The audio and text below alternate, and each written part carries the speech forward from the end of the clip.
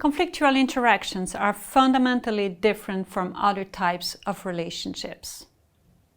In this course, we have seen that conflicts involve often intense negative emotions, and these emotions affect the way partners and counterparts behave towards each other.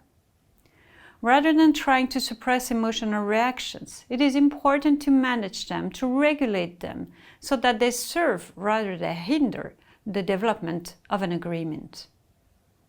In addition to this emotional aspect, we have also seen that conflict influences the way people think and act and communicate with each other.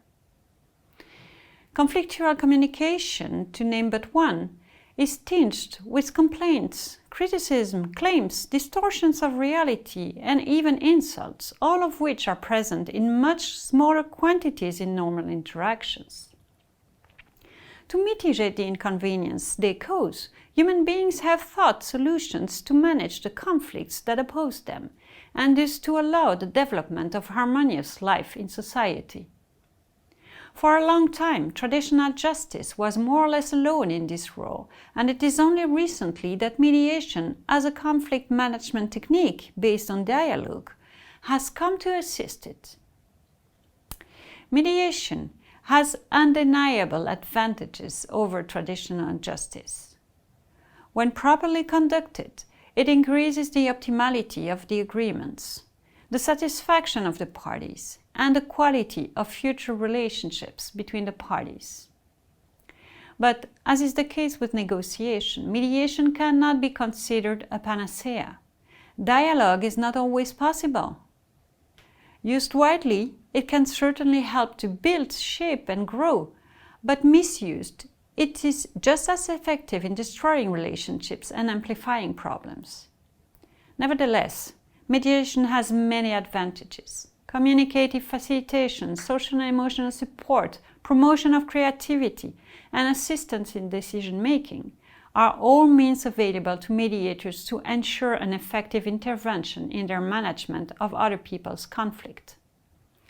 Whether professional or amateurs, mediators are first and foremost human beings who provide assistance to other human beings. They are therefore subject to the same type of analytic errors as the parties they are coaching. They react emotionally to the stories they hear, and they act in line with the beliefs they hold and the ideologies to which they subscribe. This humanity is not in itself an insurmountable obstacle to the goal of managing divergences, as long as mediators remain aware of these aspects and of their own subjectivity in the process. Mediation practitioners have developed various tools to take this into consideration, to professionalize their intervention and to reduce the risk of subjectivity. That is, they impose a strict intervention framework composed of ordered phase. They force themselves to respect as much as possible a position of neutrality and impartiality. They train, practice, self-reflect, and help each other through co-mentoring. All these elements increase the effectiveness of their intervention by improving their knowledge of conflicts and of relationships, and of the parties involved in conflict, and of course of themselves.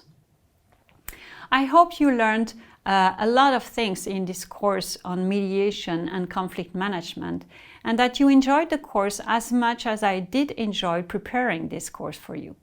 I wish you good luck with the final exam, and I hope to see you soon in another class on conflict management.